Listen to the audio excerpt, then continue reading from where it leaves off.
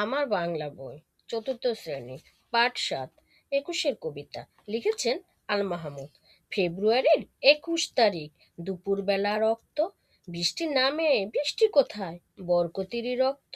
হাজার যুগের সূর্যতাপে জ্বলবে এমন লাল যে, সেই লোহেতেই লাল হয়েছে কৃষ্ণচূড়ার ডাল যে। প্রভাত ফেরির মিছিল যাবে, ছড়াও ফুলের বন্যা। বিষাদ গীতি গাইছে পথে তিতুমিরের কন্যা। চিনতে নাকি সোনার ছেলে, ক্ষুদিরামকে চিনতে? রুদ্ধশ্বাসে প্রাণ দিল যে, মুক্ত বাতাস কিনতে।